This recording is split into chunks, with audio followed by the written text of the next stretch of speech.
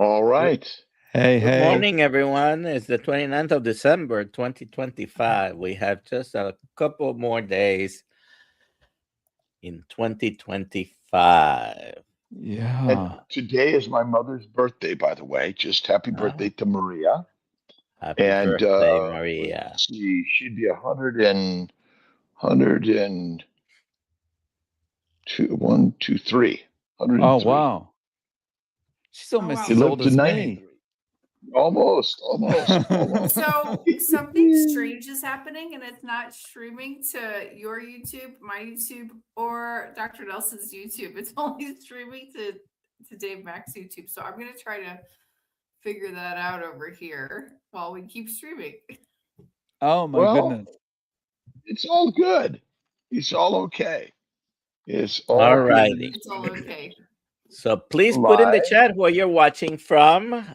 Uh, if you have any comments or questions, put them in the chat and hashtag KMT for our giveaway of A Kilt Health t-shirt. t-shirt. Yeah. Oh, All nice. right. All right. All Awesome. right. Well, And it's been reported that Dave Mack has interviewed more carnivores in this world than anyone else, and I it is. Are you seeing? And maybe you could comment, Dave, and yeah, about is this carnivore world expanding? I think so. There seems to be no shortage of new carnivores. There is a lot of interest, and it's justified interest because it works. People feel better. And when people are eating a certain way that makes them feel better, that that really helps the word to spread easily. Do would you say that a scientific study is required, and modern medicine and science and nutritional science needs to get a hold of this and prove it before it'll really expand in the proper way? Um, I would say, yeah. I mean, there's basically from when you're born and you get off breast milk and you start eating the veggies and all that kind of thing, you're indoctrinated into a system, right? And you're told that the science says you need to eat the veggies. The science says you need to eat this many fruits a day, and it's got to be balanced, and it's got to be this, and it's got to be that, right? So for the wider public to really feel like it's a thing they can do, there would have to be some kind of mainstream media, mainstream medicine kind of backing for it, I think. But it won't stop the growth, but it just hinders the growth. Yeah, well, I'm convinced that science is no more accurate than marketing by the major corporations to sell us products, because the science is sugar centric and Yes. anti-fat, and so I'm just curious, and in so many ways I see carnivores as sort of considering this hard science, like there is a truth to science at all. But ultimately, science has really developed over the last few hundred years. Right. But even in the last few thousand years, it's been sugar centric and alcohol centric and control centric. Mm-hmm. And really, I see the movement in people like yourself and sharing the wisdom of people's experience as more powerful than any scientific publication that we will ever see. Yeah, I agree. I mean that people's experiences, people's lived experiences, the results they get from the food they put in their mouth is ultimately what drives it, and what is convincing people of the benefits of it. It's like you don't say to a lion, "Hey, you should be eating a balanced diet with some lettuce in there as well." some spinach leaves would do you good. You know, the lion would look at you like, I don't care what your science says. I'm eating my, I don't know, alpaca that I've just killed or whatever, you know. And in your years of sharing the stories around the globe, what have been some of the most powerful observations that you've gleaned from this? I, I think, I mean, I think the most powerful thing really is that your body can heal itself. And we're indoctrinated into this thinking that your body can't heal itself. You need medication, you know, which makes no sense. We see like we see our body healing on the outside, and we think if we want it to heal on the inside, we need to go to the doctor and get a prescription.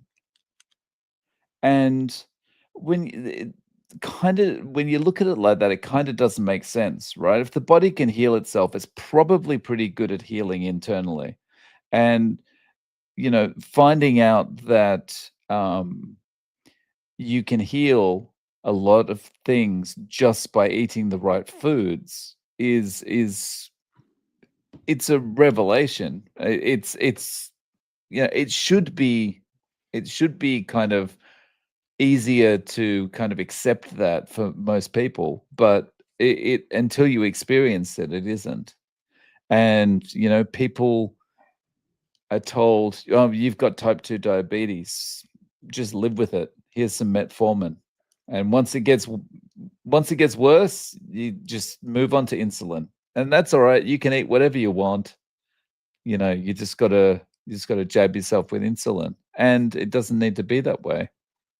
I have two questions, Dave. Mm. Why did you decide to start the carnivore diet, and what was the most unexpected benefit?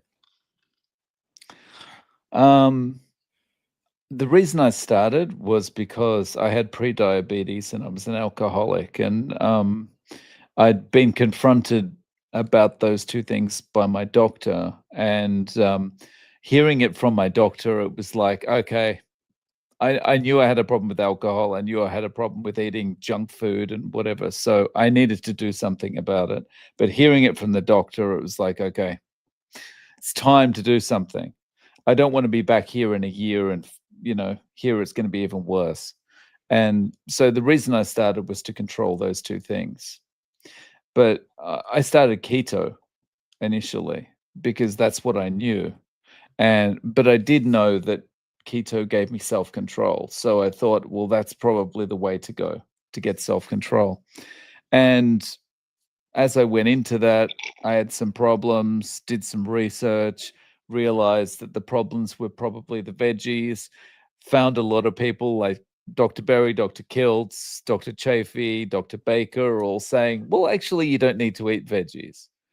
And I thought, well, I'm not married to the vegetables. I'm only eating them because people tell me I need my phytonutrients. So I'm just going to give them up and see if things improve. And they did. And yeah, so it was for pre-diabetes and alcoholism. But the most unexpected change for me was, I think my limp improving. That was I have a weaker right side and a limp, because I had a stroke when I was 17. And, those things improved for me. Like, I got stronger on my right side, my legs started to, um it didn't drag as much. My balance is better. I can stand on my right leg for longer now, that kind of thing. So, yeah, that was an unexpected change. Dave, if you went to the doctor with poison ivy and he said, here's a prescription for steroids for the rest of your life, Would that make sense to us today? If I Poison ivy no, disease, which there isn't one. It's essentially, again, we're basically poisoned by plants, and the fix is drugs for the rest of our lives, not remove the poison ivy. yeah. And Well, ultimately, isn't that simply conundrum to all of this?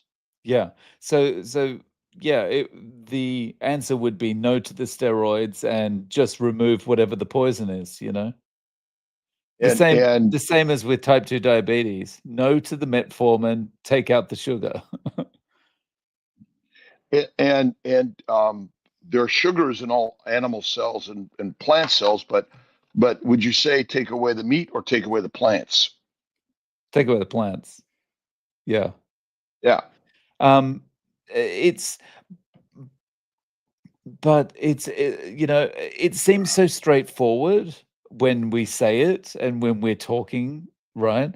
But for just, you know, the the average person going about their day, it seems so ridiculous. Like if someone happened upon this live stream and they'd never heard of carnivore before, and we're talking about, you know, plants are trying to kill you and all that kind of thing, like they would think, what have I gone into the twilight zone here? What's going on? It's the Matrix, and we're taking the wrong pill, basically. I mean, that's kind of what's happened, and yet, you know, what's amazing. Yourself and Dr. Nelson and Ali and so many people here on this same journey, but they're also interviewing others and sharing their stories online. I was on with Stephanie, George, and John yesterday, and you know, it's this. You tell a friend, they tell a friend, they tell a friend. It's sort of this expansive concept idea, secondary to social media, which is really changing lives more than any scientific America or journal is ever going to do. Right. So I think that carnivore kind of has the same momentum that I saw with the Atkins diet more than 2 decades ago. So when more than 2 decades ago, like everyone was poo-pooing Atkins, right? His book had just been republished, and it was really big on TV because everyone was doing it, and it was good for views on, you know, current affairs shows and all that kind of thing. And but people were doing it and seeing that it worked for them.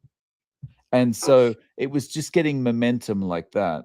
And I see carnivore the same way. But the difference with carnivore that, you know, Atkins didn't have 2.5 decades ago was social media and the ability for us to talk about it like this and for people to go, I'm going to give it a go. And, you know, if someone gives it a good try for 90 days, there's very few people going to go, yeah, don't like this feeling healthy stuff. I'm going back to the I'm going back to the carbs. Yeah. I mean, ultimately, we can't. I mean, trademarking carnivore diet is kind of it's been usurped by God a long time ago. And although I'm sure someone's going to try to do it, it's such a masterful concept. It gets back to our ancient rights and truth and reality of who and what we are. And maybe that's why it's so powerful. I've been playing with AI, and boy, it fights tooth and nail on glucose is your energy first, and that you need a balanced diet, and you know that pushback that we're seeing by the system, but the more I play with it, the more it goes. You know, yeah, you're right, Kiltz, Dave Mack and Dr. Nelson. Oh, yeah, you know, you guys are. This is really magical, and I know for myself at 55, you know, I played with keto and before that paleo, before that Atkins, and it was carnivore that, you know, created the simplicity of this concept, and the growth and creation of it. Dave, Yeah. what do you tell people who say this is a very restrictive type of way of eating? I'm stealing this from someone else, and I can't remember who said it. But if someone tells me carnivore is restrictive, I say not as restrictive as type 2 diabetes, not as restrictive as MS. Those things are way more restrictive. Your wife usually doesn't say it's okay to have a girlfriend on the side, does she? No. No, no. Straight as an arrow will hit the target. A wandering Right. variety. It's just like have 5 boyfriends or girlfriends at one time and see where that gets you. Right? This idea of variety and abundance and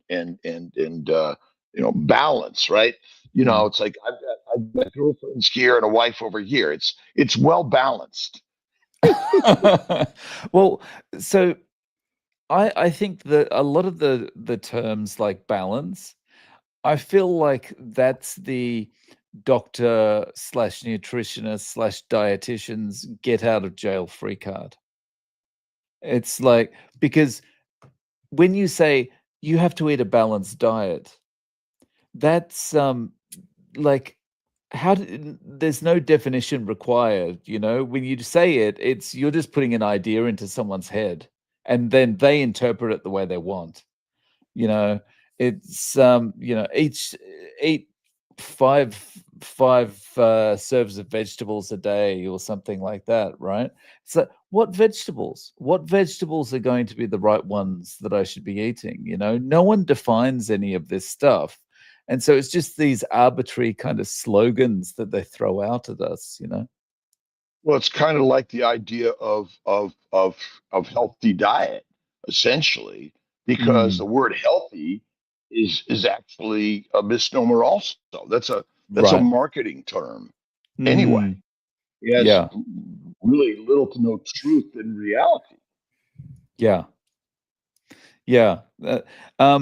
There's so much of that stuff, really. It's just, it's, we're just fed that same thing all our lives. And unless you're faced with a situation where you need to question it, like maybe you're really sick and you've tried everything and nothing helps you, so you're looking for an alternative, that's the only time that you kind of say, well, is this balance thing really working for me? Is this 5 a day thing really working for me?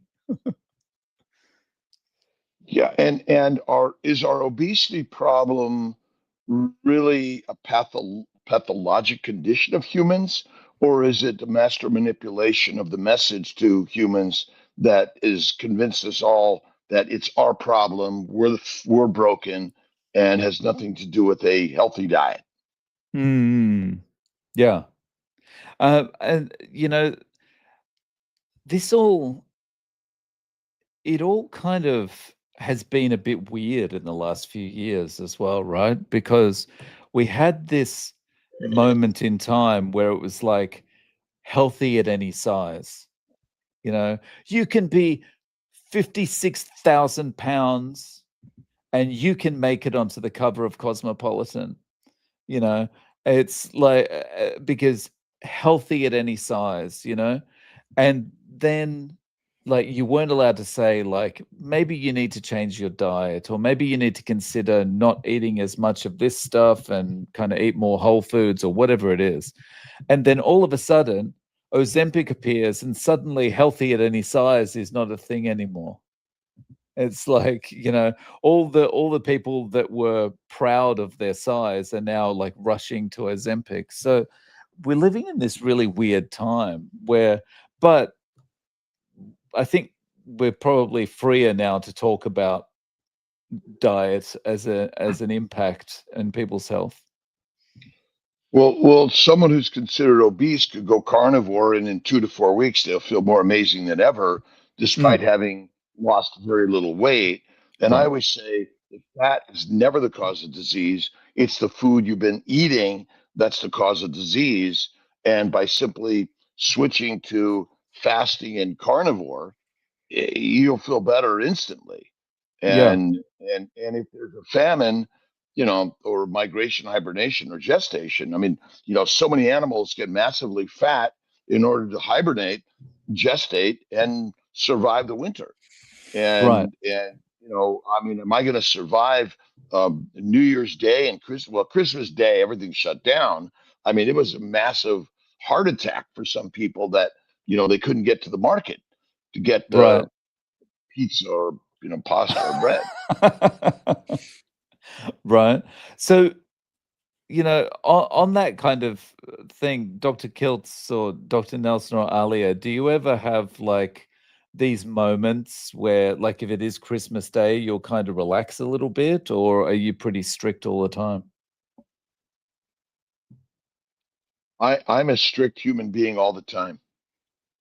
You're always strict? Yeah. I will eat a Christmas cookie, Right.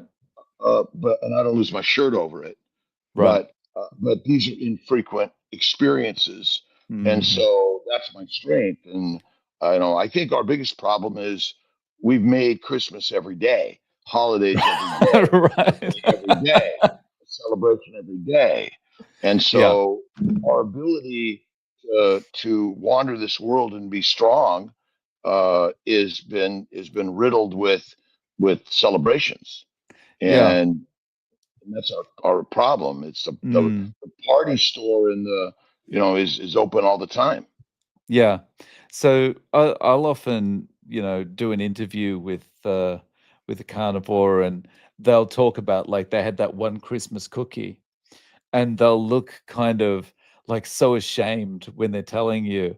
And it's like, just because you had one, that doesn't mean, you have to hand in your carnivore card. It's just like, relax a little bit. If it's like, you don't have to be kind of if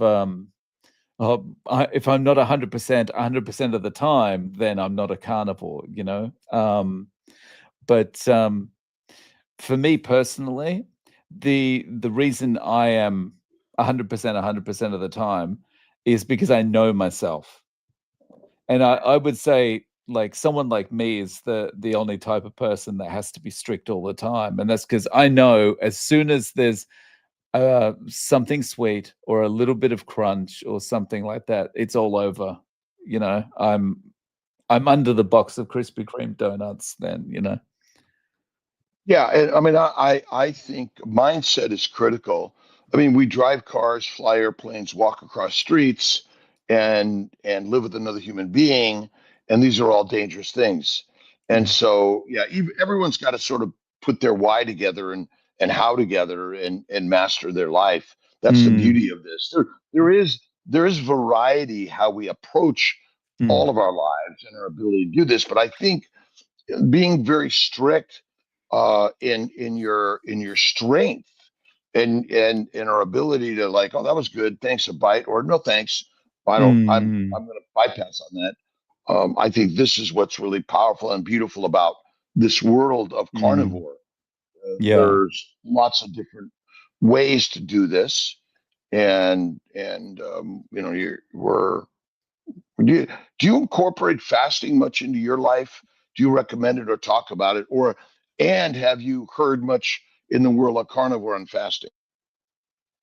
Um, I do, and I would say about 40% of the people I interview, a very rough estimate, is they probably do some level of fasting.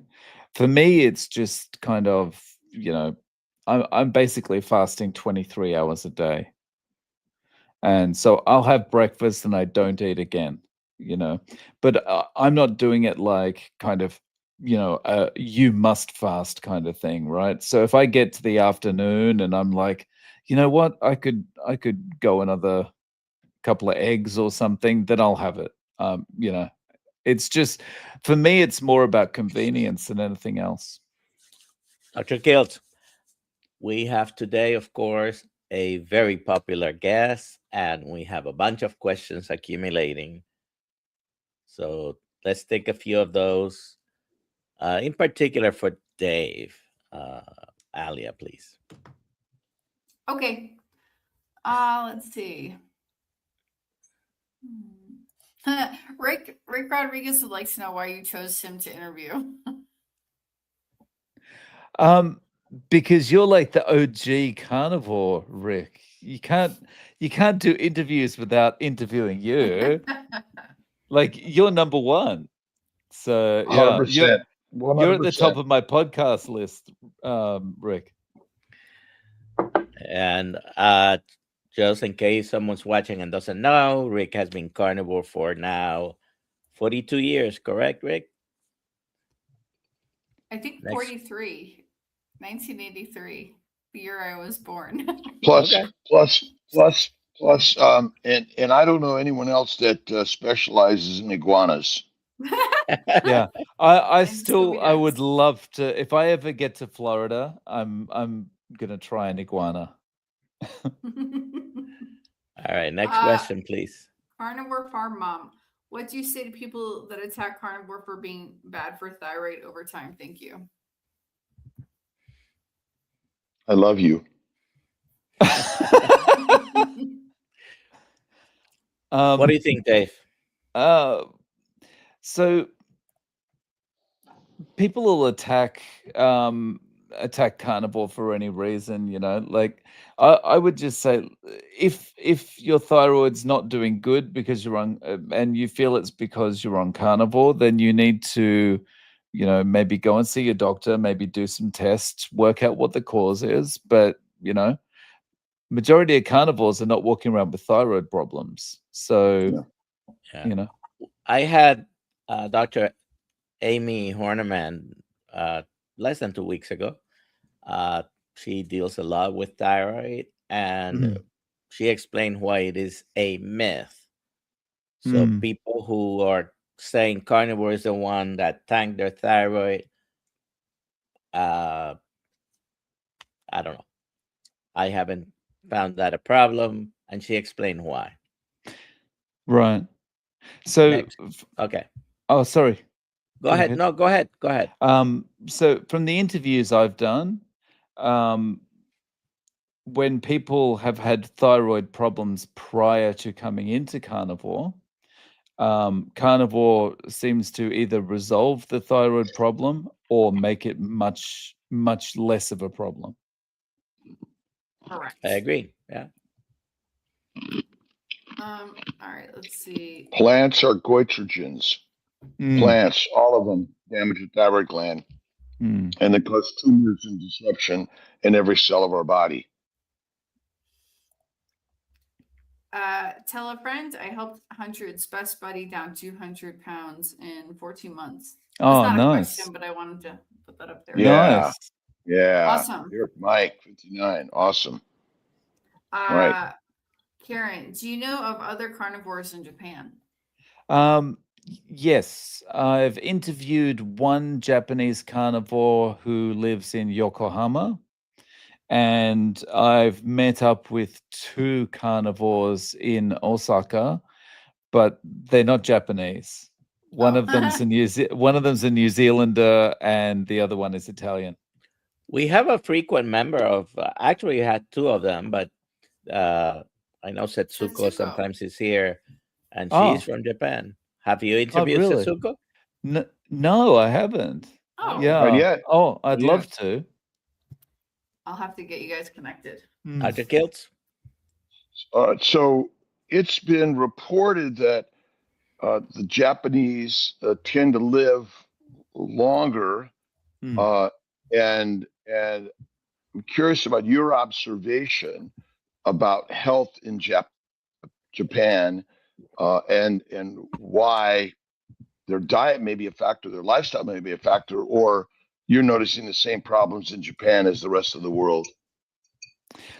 So there are the same problems here that there are in the rest of the world. However, it's on a slower growth curve than it is, say, in Australia or in the US or in Canada. And part of that is Japan imports things much slower than other countries, you know.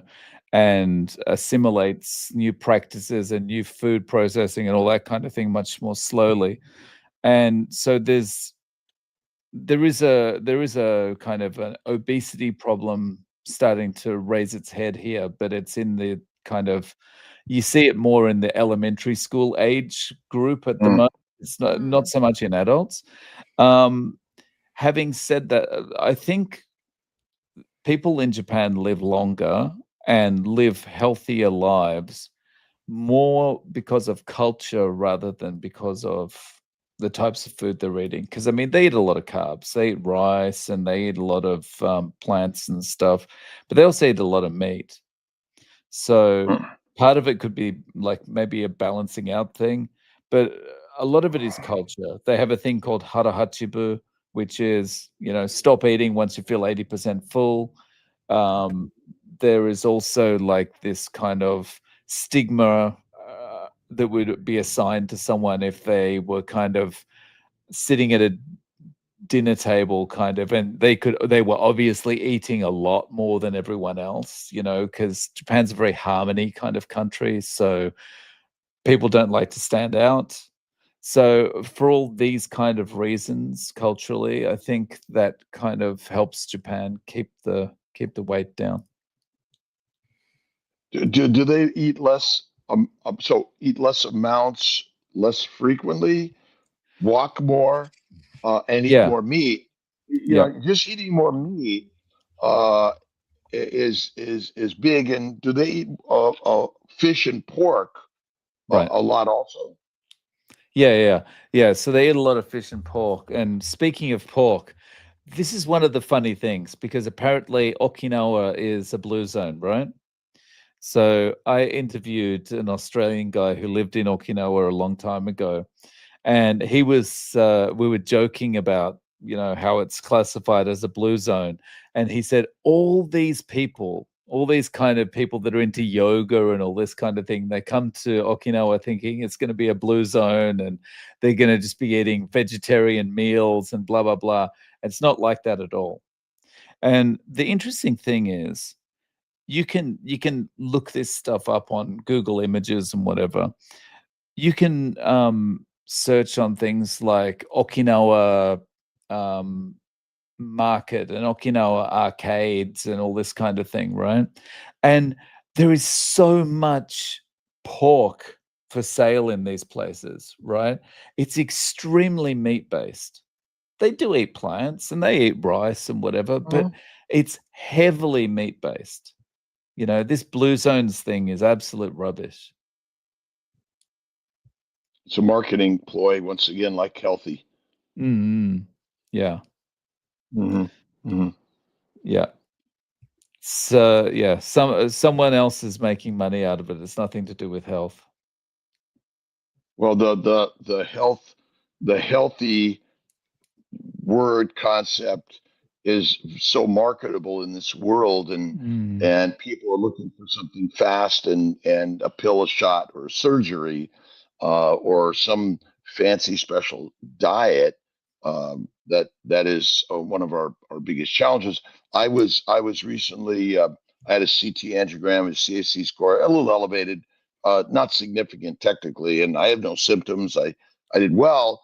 I might have mentioned that I'm starting on a little bit of salmon, and I might have mentioned broccoli, and the plant world took that as a global carnivore changes his tune and adds plants to his diet.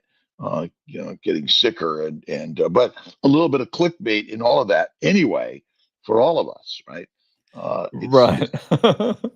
Just imagine the plant-based advocates of the world losing their mind because it's like this person that eats, 21 steaks a week is adding a stick of broccoli. It's right. Well, that's kind of it, and a little bit was because, and I don't know what you're thinking about this, and there's such polarization in our concepts between carnivore and herbivores. It's yesterday I was in my work with George and Stephanie and John, the discussion of how many people that are just eating more meat are coming into the community, even though they're still considered omnivores. And Schlenk wrote the book "Eat Meat 3 Times a Day" back in the 40s, and I'm wondering what your thoughts are on how mindfulness and fasting or less food and adding meat to the diet, fatty meat like pork, and it would be something to really help us expand the power of eating meat in our diets. Mm-hmm. So sorry, what I think about like just talking about adding the fatty meat.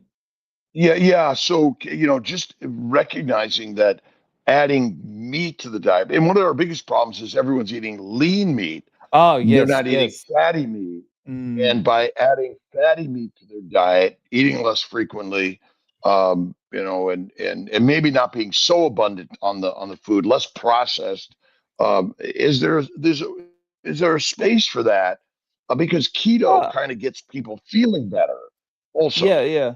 I think definitely, like I think for, I mean, I know for myself, when I did Atkins, um, I was doing it like I was doing chicken breast Atkins, lean beef Mhm. Atkins, Yep. and like because no matter what happens, unless someone smacks you over the head and says, "Oi, eat some fatty stuff," you're programmed to eat that way, right?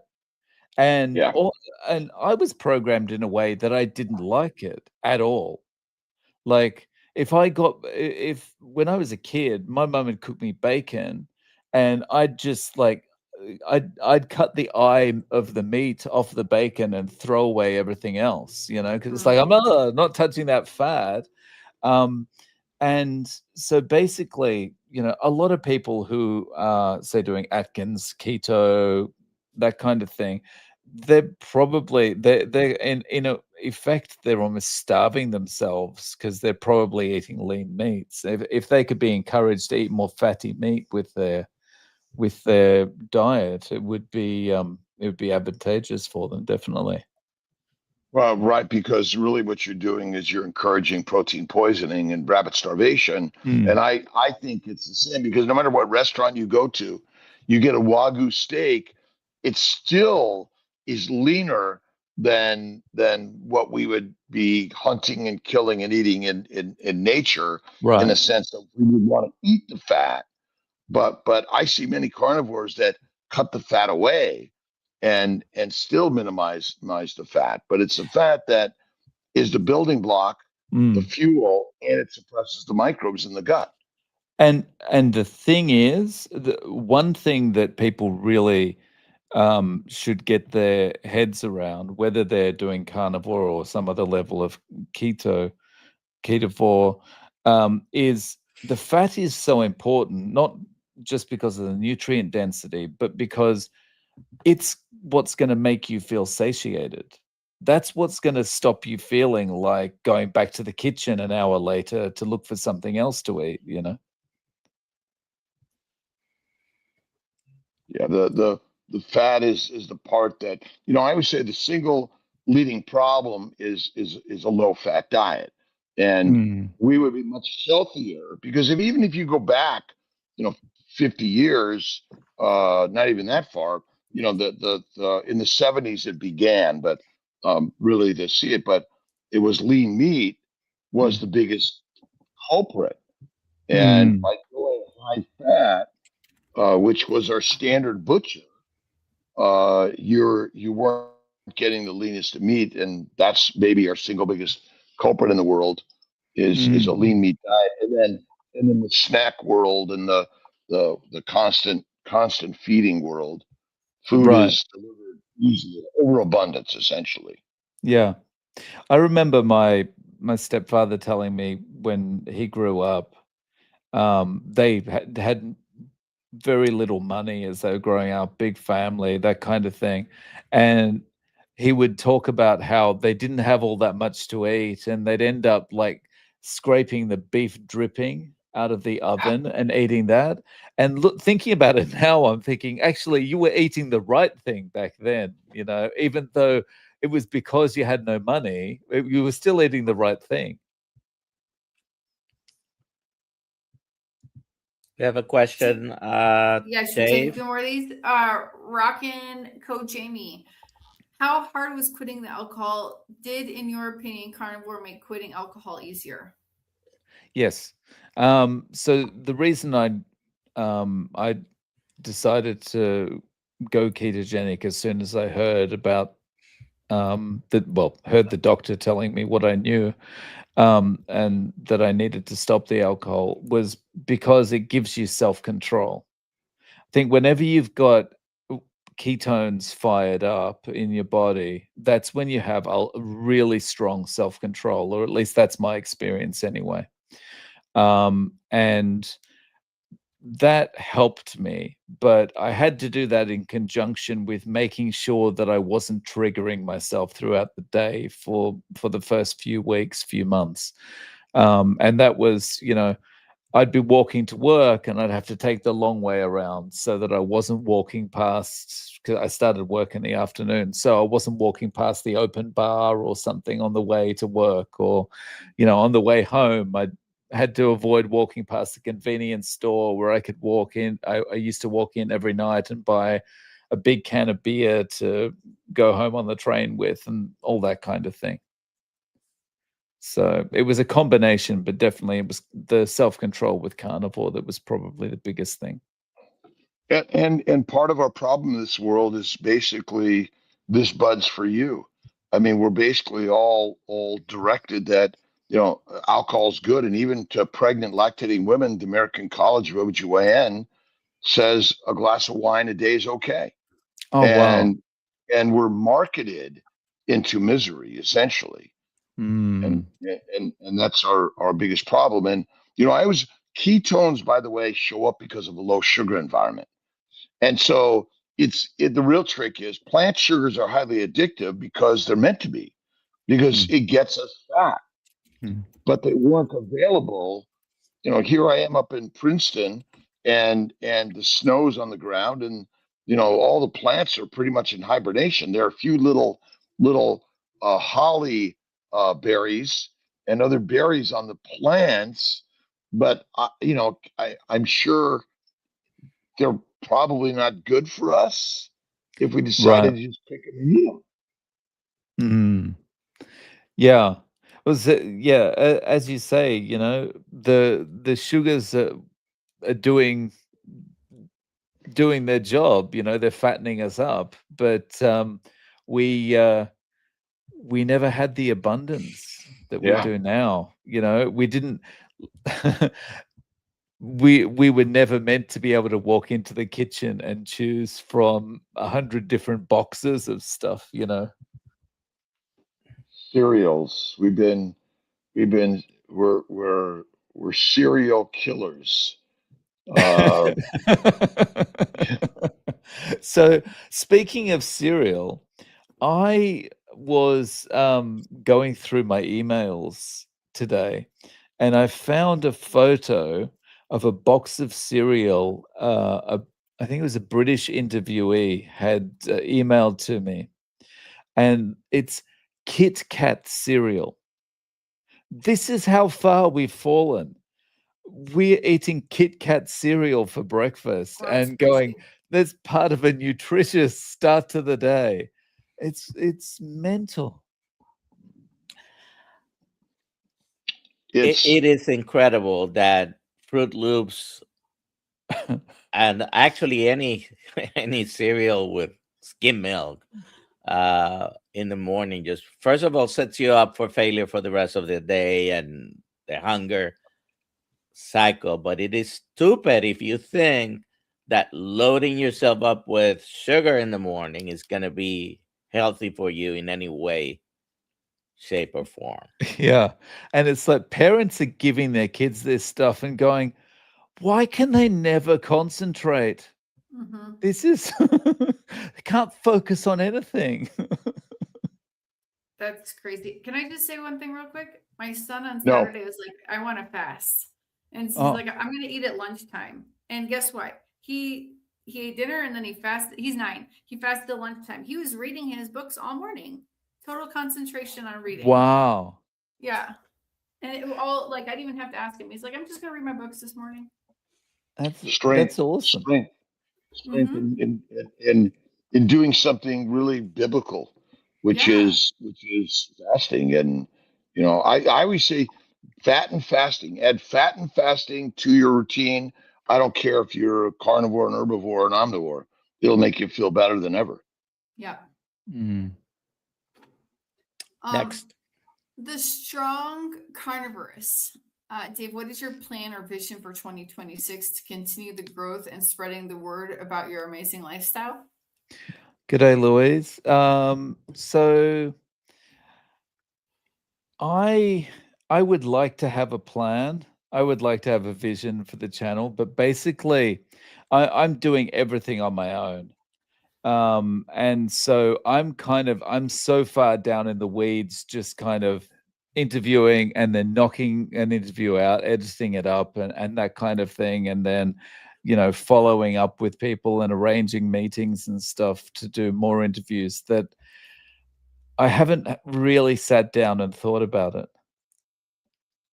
Yeah. It feels like, I'm kind of spinning plates and stuff and haven't.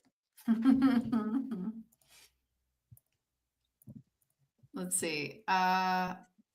What do you all think of GLP-1 for sugar carbohydrate addiction?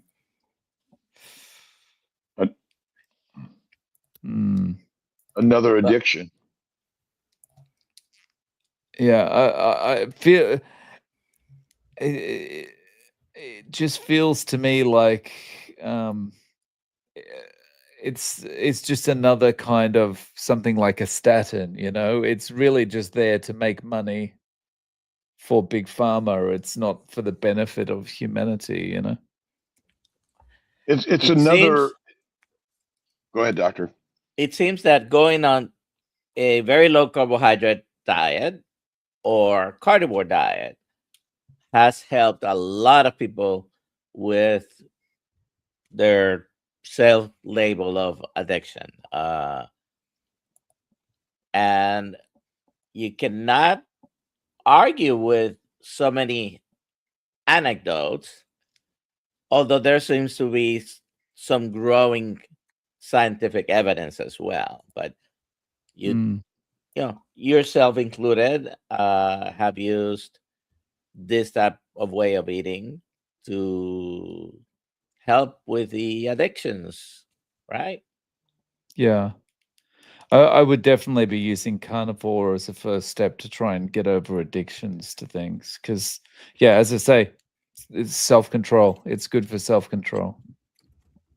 It re-establishes the nature of who we are: strong, powerful, and capable of everything and anything. And the addicted diet we've been given basically makes us addicted to the drugs and the doctors, the dissections and more. And this is why it's important to share this in our. I write about it and talk about it at work and when I go to meetings, and it's always about, hey, the cause of all disease is your dietary advice, and that's our problem. But we can also think about carnivore as a therapeutic modality first. Yeah, definitely. Yeah. Oh, g'day, Mitch. I just saw that message that's on screen. Yeah. We have Have we ever hit 300, Alia, in the morning? With Dave. With Dave. What's that? Dr. Nelson asked if we ever hit 300 on the live stream, and I said with Dave. With Dave. Oh, wow. We got to 300. We're almost there. Oh, wow. We're almost there. Let's see. Carnivore Farm Mom, why are carbs claimed to be the good feeling mood micronutrients, but they make me anxious and depressed? I guess they're claimed to be because the more you buy them, the more big business makes money. Well, and think about it. When we use the word carbohydrate, none of these foods are natural to the human evolution, and they're all basically they've micronized the plant products, which essentially deliver heroin, cocaine, marijuana, nicotine, caffeine-like substances, and alcohol to us all day, all night. And they are good feeling, mood altering drugs. Essentially, marijuana is good for us, right? Alcohol is good for us, right? It's that's our problem. It's good for the people who make the money and make us miserable and then sick and require either hospitalizations or some other highly expensive treatment that usually makes us addicted to something else. I always like to think about it like this. In a food company, the food scientists are only there to make us want to eat more of whatever food they're working on.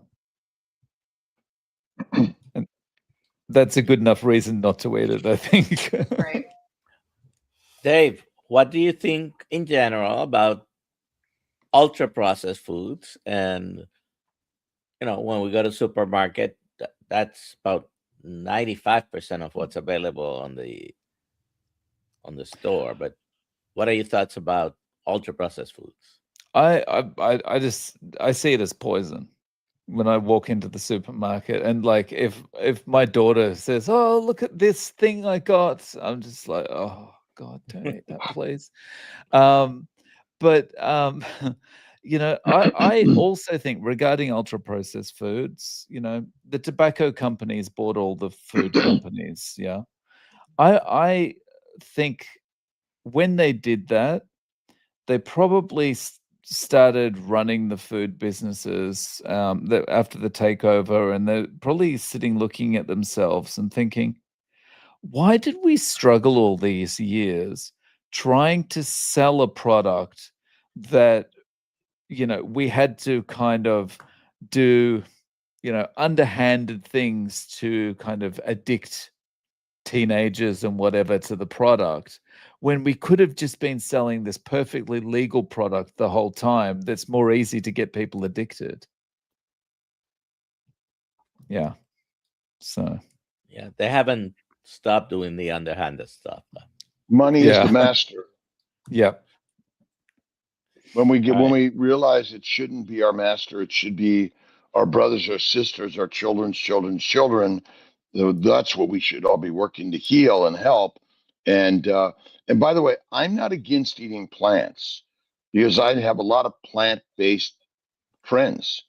What I highly recommend is add the fat, eat less frequently, and cook the plants well to minimize or eliminate the toxins. But carnivore is the top of the line and the very best, I think, because nobody's allergic to ribeye steak. No. Right. So that comment that's on screen at the moment from Mr. Dunham, I believe the processed foods are the primary issue in US health. I would maybe add on to that I agree, yes, they are. But the second part of the problem is the fact that the general public has been miseducated and believe that a lot of those processed foods are actually good for them because they're no cholesterol or low fat. And fortified. Yes. Yeah. It's got lots of iron in it, so it must be good. Fortified with synthetic stuff to make you believe that you're eating your nutritional daily allowance of whatever vitamin or mineral. Yeah, we're masterfully manipulated by the message for thousands of years to control the those that are easily manipulated. So the explorers exploit the exploitable, basically. Right. Yeah. Marketed to misery. Oh, yeah. That's it. Yep.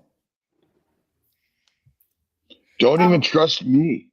You guys got to do your own research and own experimentation. But Right. you know, I've got so many men and women conceiving on a carnivore diet, and think about all the diseases are essentially got to be from our diet. Now, our that DNA has something to do with it, but it's a minor player. Right. So, what you just said there, Dr. Keltz, is something that I think is one of the nicest things about carnivore is that, you can say, don't trust me, just go and try it yourself.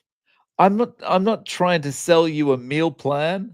I'm not trying to sell you some ebook that'll tell you how to eat a steak. Just go and buy the stuff and try it for yourself and prove to yourself that whether it works or not.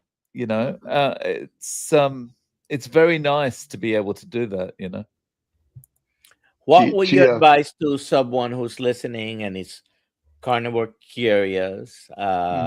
What will be your first step or your advice on how to do it?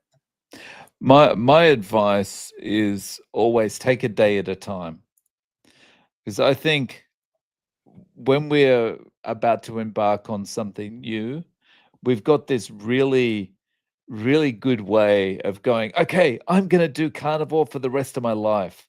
And then immediately then you rush out to the grocery store and you buy all the ribeyes and you come home, and then you immediately look and think, how am I going to do this for the rest of my life? I've never done anything for the rest of my life before. I've always given up and not followed through on anything I've done before. How am I actually going to do this? And you start to question yourself so much, you end up talking yourself out of doing it. Right. And so what I would say is, don't think about, I'm going to do this for the rest of my life. I'm not going to do this for the next month, the next week, anything like that. Just think about, I'm going to do this today. I'm going to get to bed tonight without going off plan. And what happens is you wake up the next morning and you instantly have two feelings. Those feelings are, I feel better. And the second feeling is, I did it. And those two feelings up your resolve a little bit so that it's much easier for you to get through the next day. And then every single day, you just focus on getting through that day. And you never start projecting out like, I'm going to do this for the next year or anything like that. And after a while, it just gets to the point where it's just, this is the way you eat now. You're not thinking about short-term, long-term, anything. You're just thinking, I'm carnivore. I eat this way. There we go. Here's a question. Raimundo. Is carnivore okay for someone who had a recent prostatectomy?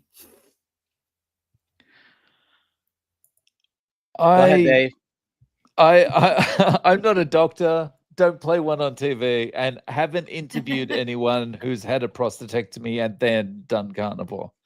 So well, are you a human being? Yes. Is carnivore good for human beings? Yes. Well, yeah. I agree. I mean,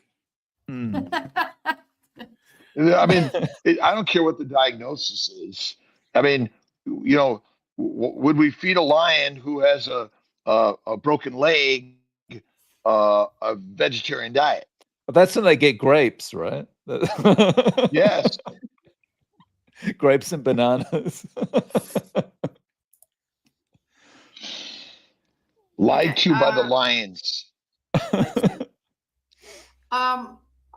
Let's see. There was a question I wanted to ask. There's a bunch of questions, but let's take this last one. By the way, 306. Thanks everybody for watching and hanging out with us.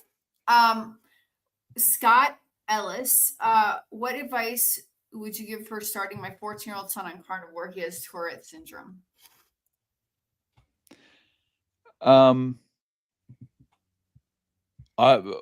Based on the people I've spoken to, I would say just get started. You might notice improvements in your Tourette's. I've had people say they have had that. And also, if it's your 14-year-old, just says 14-year-old, not 14-year-old son. But if it's your 14-year-old, he has, yeah. Oh. I would focus on the muscle side of it, because he's getting to that age where he's going to be thinking about how he looks and that kind of thing. And there's nothing better than being a teenage boy and hearing like you could put on muscle without really trying. Yeah. There we go. Oh, we got to do the giveaway. And No rush. No rush. No Oh, we're rush. not? Oh, okay. No Should we take rush. advantage of this whoever question? is asking this question, if you haven't read the books by Dr. Christopher Palmer, Brain Energy, and Dr. Georgia Eads, Change Your Diet, Change Your Diet. Mind, they're both very good. And there are a lot of new studies coming out past several years, several on metabolic psychiatry and anything that has to do with our brain seems to get better. All disease seems to get better on carnivore, faith, and fasting. So even on a low carb, high fat diet, or if you go carnivore, emphasize the fatty meats, because it seems that all the brain related stuff is even better when you're producing more ketones, which is a lower glucose, lower sugar environment, basically. But if you're not eating any carbs, your ketones will be even better when it's a high fat diet. It rests the liver.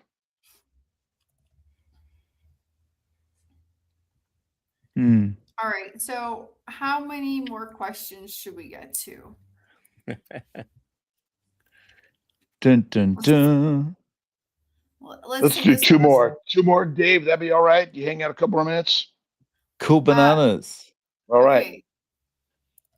Dave, what do you do about social eating after breakfast at home? Do you sit with your wife and daughter at dinner? Typically no, because I'm working when they're having dinner, and that's that's kind of a normal thing that happens in Japan. Usually, like there's one parent out of the house working, at dinner time. But yeah, social wise, if I was to go out with friends for lunch or something, I just I would have just the steak or just the burger patties or something like that. If that's not available, if it's like a tofu restaurant or something, I'll just sit there with a nice coffee and enjoy the conversation. Nice. Cool. Raymundo says, give it 3 months. You'll be interviewing somebody who has had a prostatectomy. All right. I'll definitely try to get one of those guests. him. You'll interview him in 3 months. That's what he's saying. Yeah. Awesome. I'd love to have you on, Raymundo. Cool. Okay, last question. Dave, what do you eat in a day? I eat about a pound of ground beef, or a pound of thinly sliced beef, and 6 to 8 eggs. And occasionally I'll chuck in a can of sardines.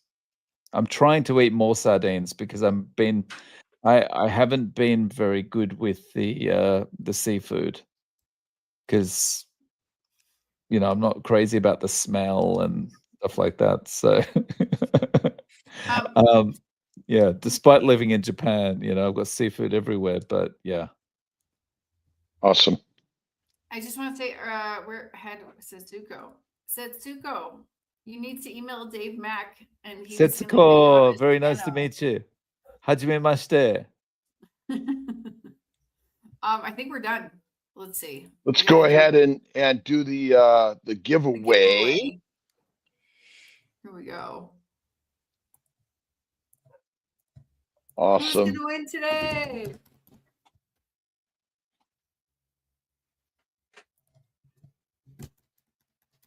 Kelly, Broken Carnivore, congratulations. Please email me, alia@drkills.com with your shirt size and address, and we will get that shipped off to you forthwith.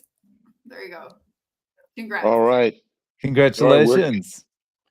Everyone continue to listen and learn from Dave Mack, master carnivore and man around the world. Any last moment, last comments, Dave, and last comments, Dr. Nelson? Before Dave, just a reminder, 5:30 p.m. today or tonight, 5:30 Eastern time, our Zoom call within the community. It is free to join. If you're not a member, join the Kills Mighty Tribe. And we'll see you at 5:30 p.m. Dave, where can people find you? My channel is No Carb Life, so you can search No Carb Life in YouTube or search on @0carb. That's how you find me. One more question. Someone was sad we didn't get to it. Eliza, can I please ask what is okay to eat on the Lion diet? Sadly, I have 2 autoimmune disorders, tried different eating diets, even AIP protocol, and I'm still having issues. I've decided on Lion. Just ruminant meat, yeah, and salt and water. So Yep. lamb, beef, goat. I don't know. Is camel a ruminant? I'm not sure. Yeah. No. Deer. It's a Camel's pseudo. not? It is not a ruminant. Ah, okay. Oh, But deer. Yes. Ruminant meat, Fermenters. salt and water, and give it a try. Autoimmune diseases, Dave. You've interviewed a bunch of people, right? Yep. What happens to autoimmune diseases on carnivore diet? Typically goes away. I've got an interview going live with someone in about 8 hours from now. Her autoimmune is all gone. Years of steroids, years of methotrexate, gone. Poison ivy. Awesome. Yeah. Poison ivy. It's all it is. Poisoned All by right. plants. Yeah. All right. Thank you, see Dave. everyone tonight, 5:30 p.m. Cheers, Eastern. guys. Thanks for having me Cheers, on. everyone. Have a great Bye. day.